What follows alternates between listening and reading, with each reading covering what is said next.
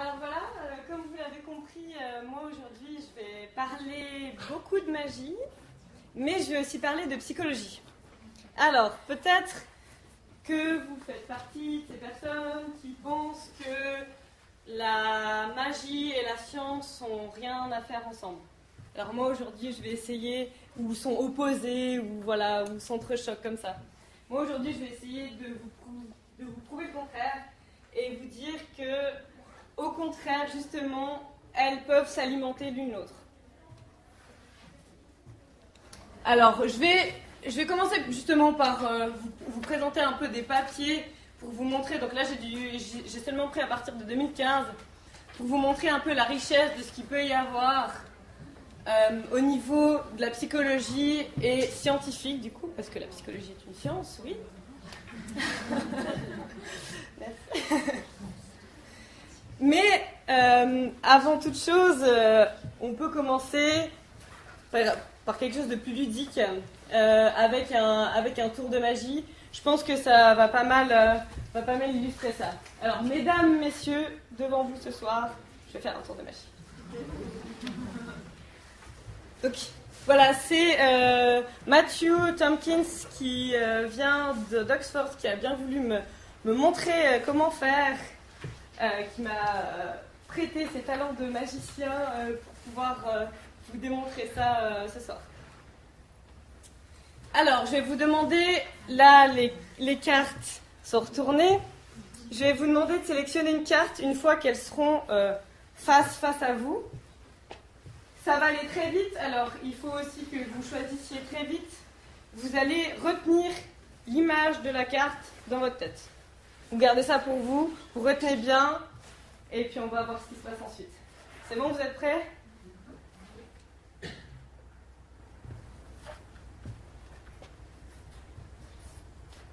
Donc vous gardez bien l'image que vous avez en tête. Ok ?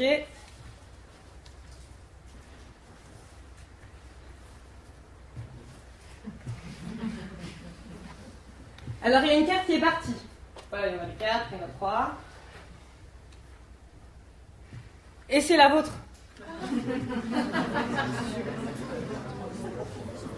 C'est la vôtre qui est partie.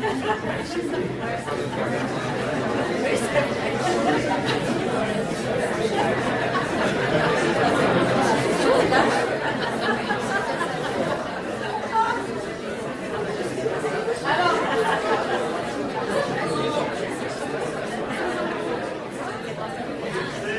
vous voulez l'explication ou pas ? Pour ceux qui la savent, voilà. Mais j'imagine qu'en tout cas, il y en a qui ne savent pas. Vous voyez les 4 cartes du début et les 3 cartes de la fin. C'est pas les mêmes. Alors, voilà, c'est bien beau, on s'est bien amusé, mais pourquoi je vous présente ça au final ? Parce que je vous ai dit que j'allais parler de psychologie. Alors à quoi ça me sert de vous présenter ça ? Qu'est-ce que ça illustre ? Voilà, c'est quoi la psychologie là-dedans ? Alors, avec ce tour de magie, il y a une expérience qui a été faite, même plusieurs, là je vous en ai mise une, mais en tout cas à ma connaissance il y en a 3, qui ont été faites avec des patients atteints de psychose. Et donc, le but, voilà, c'était de leur présenter un événement impossible, de les confronter à l'impossible, à la normale. Et tout ça avec un but d'application clinique, donc clinique de la tâche, donc la tâche c'est le tour de magie que vous avez vu, pour faciliter l'identification et la modification de leurs évaluations et estimations inadaptées. Donc, je ne sais pas si vous êtes familier avec les interventions concernant la psychose, mais c'est tout ce qui touche justement à la réévaluation cognitive, notamment des délires, par exemple. Donc ça, c'est une implication, voilà, du tour de magie que vous venez de voir. Si on continue, deuxième illustration. Alors, la vidéo est en anglais. Je vous fais un bref topo, comme ça, vous comprendrez peut-être un petit peu mieux. C'est Richard qui va demander à Sarah de choisir une carte parmi un jeu de cartes avec un dos bleu. Et donc, le but, ce sera de changer la couleur de ce jeu de cartes. Donc vous allez voir, c'est assez surprenant. Focalisez-vous bien sur la couleur du jeu et vous allez voir ce qui se passe.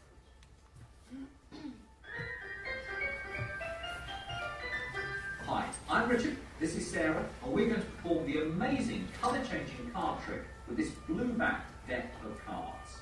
Now the idea is very simple.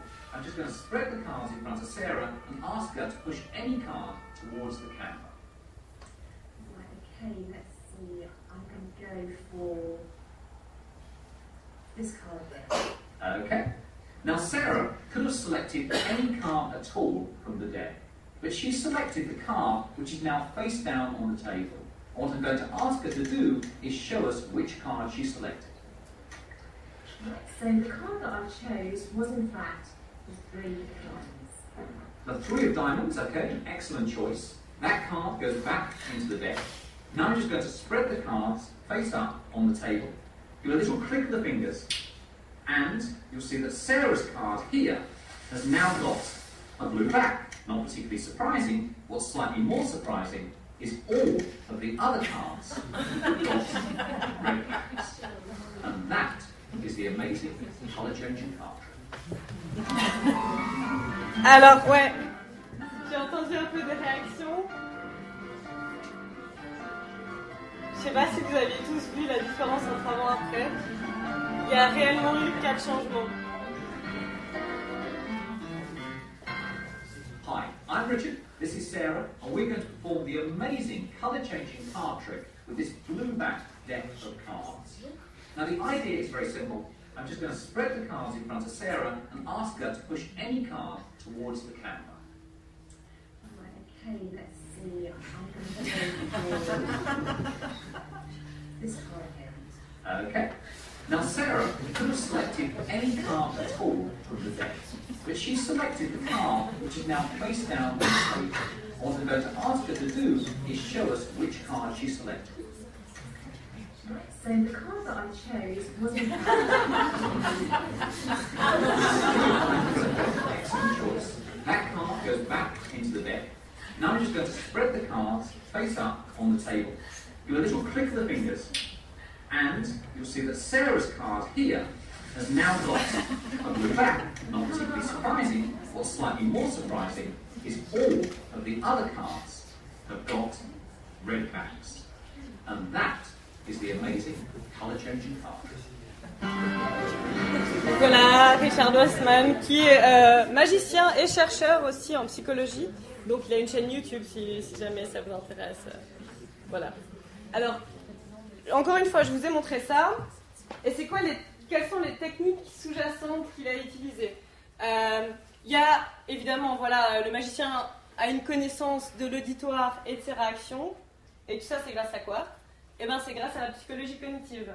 Et notamment à des notions comme l'attention sélective. Voilà, là, il a vraiment orienté sur la couleur du jeu de cartes qui va changer. Et puis finalement, on ne remarque pas, alors que c'est flagrant, on voit les deux images, on se dit, mais comment j'ai pas pu voir? Donc l'attention sélective, aussi l'orientation de l'attention et le détournement, ce qui se fait vraiment chez les magiciens, ils regardent leur main là, puis ils font un autre truc avec la main gauche. La perception et aussi les attentes du spectateur. La troisième illustration maintenant. Donc ça c'est Gustav Kuhn, mon co-directeur de thèse en fait, qui est à Londres et il va vous montrer encore un tour de magie. Très simple, très simple.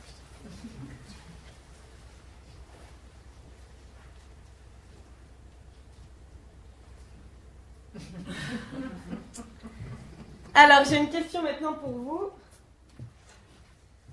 C'est où est-ce que vous avez vu la balle pour la dernière fois? Ou plutôt, est-ce que vous l'avez vu disparaître dans les airs? Qui l'a vu disparaître dans les airs?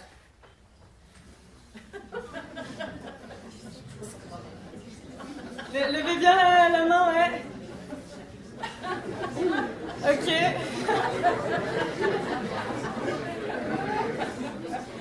Alors réaction, vous allez peut-être vous douter de ce que je vais vous dire maintenant. Donc là c'est justement deux papiers qui sont sortis en utilisant ce tour-là, pour montrer que, alors voilà, vous inquiétez pas, il y a 63% des observateurs qui affirment avoir vu la balle quitter la main du magicien et se déplacer vers le haut, puis disparaître. En réalité, elle était restée dans sa main. Je ne sais pas si vous avez remarqué, mais il était comme ça, et il avait encore dans sa main. Et ce qui est très intéressant avec ça, c'est que finalement, au niveau physiologique, notre corps, donc le système oculomoteur, ne se fait pas avoir. C'est vraiment nous, au niveau des attentes qu'on a, de nos compétences sociales aussi. Voilà, il y a une autre version de ce tour-là, où le magicien, quand il lance la balle, il continue de regarder sa main et son regard ne suit pas comme ça. Le tour ne marchait pas du tout. Donc c'est aussi, voilà, vous regardez là où le magicien regarde. Ça, c'est aussi un concept psychologique dont il se sert. Donc, voilà, si on peut un peu résumer tout ça, ce qui nous vient d'un papier d'Ecroll en 2017, qui est un collègue d'Écosse. Les magiciens manipulent la réalité psychologique. Et les réactions dans tout ça. Il y a un peu des phases aux réactions. Moi, je trouve, à force d'observer les gens et comment ils réagissent face à des tours de magie. C'est un peu le premier truc. Waouh! Après, c'est... Hein? Et... Mais comment il a fait ça? C'est ça aussi le titre de ma présentation. L'impossible qui devient possible. Voilà, vous avez vu, là, il a fait disparaître la balle dans les airs. Mais non, la balle, elle n'a pas disparu réellement. Alors moi, c'est ce à quoi je m'intéresse pour ma thèse. Donc vraiment dans un contexte expérimental. Moi, je m'intéresse aux croyances. C'est vraiment, donc, croyances générales, que ce soit traditionnelles, donc par exemple la religion, la spiritualité, ou non traditionnelles, plutôt justement tout ce qui est magie, paranormal. Et alors, on a un design particulier, donc c'est-à-dire qu'on fait nos expériences toujours à peu près avec le même schéma. C'est-à-dire qu'on commence par poser un questionnaire aux gens, proposer un questionnaire aux gens, ou plusieurs, sur leurs croyances, donc voilà, pour identifier leurs croyances de base. On leur propose une démonstration. Alors moi, les démonstrations que je propose, c'est plutôt mentalisme médium. Et on demande exactement les mêmes questionnaires à la fin, pour comparer avant et après, voir si ça a eu un impact, si la démonstration a eu un impact. Alors, qu'est-ce que ça donne? Là, j'ai un exemple de résultat qui vient d'une étude faite avec des premières années en psychologie à l'Université de Lausanne. Il y avait 391 étudiants qui ont rempli, enfin qui sont en tout cas dans cette base de données-là. Ce que vous avez ici, là, en vert plutôt clair, c'est toutes les personnes qui ont répondu après la démonstration, parce qu'on leur demande comment ils expliquent ça. Comment vous expliquez ce que vous avez vu? Il y avait 3 choix. Soit ça a été fait par un vrai médium, soit ça a été fait par un prestidigitateur, un magicien, soit ça a été fait par un miracle religieux. Là, j'ai pas mis miracle religieux parce qu'il y a peut-être 3 personnes qui ont mis ça. Donc, j'ai juste mis magicien et vrai médium. Tout ça, c'est les personnes qui ont répondu vrai médium. Après la démonstration. Et ensuite, confusion, c'est les personnes qui... Parce que c'était sur une échelle de 1 à 7, de 1 pas du tout d'accord à 7 tout à fait d'accord. C'est les personnes qui ont mis 4. Donc voilà, ils ne savaient pas trop, ils étaient assez confus par ce qui venait de se passer, ils n'arrivaient pas à se positionner. Ensuite, il y a ceux qui étaient dans le déni. Alors ceux-là, on ne sait pas trop comment les caser, les classifier. C'est des personnes, par exemple, qui ont mis 1 partout. C'est rien. C'est pas un médium, c'est pas un magicien, c'est pas quelqu'un qui a eu un miracle religieux ou quoi. Et puis ensuite, les 2 petits pourcentages que vous voyez là, c'est ceux qui ont dit que c'était un magicien. Donc quelqu'un qui avait appris et puis c'était tout préparé. Et en réalité, la démonstration, c'était ça.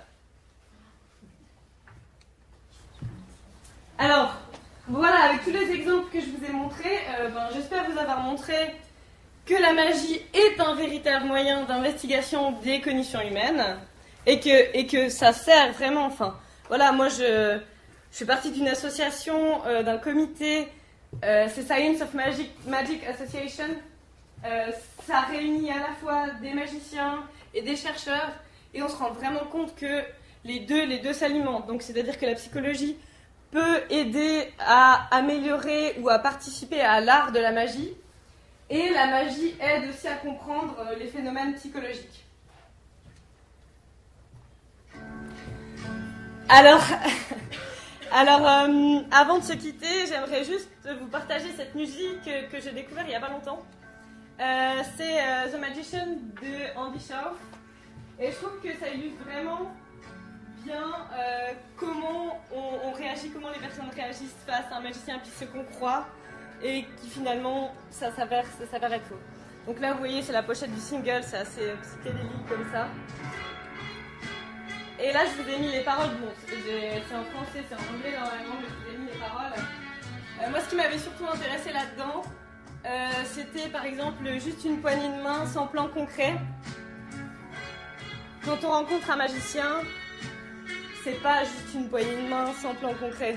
Il a toujours quelque chose derrière la tête. Il sait toujours ce qui va vous faire faire. Mais voilà, après, quand on rencontre un magicien, on rencontre aussi le mystère et on rencontre aussi l'étrange. Merci.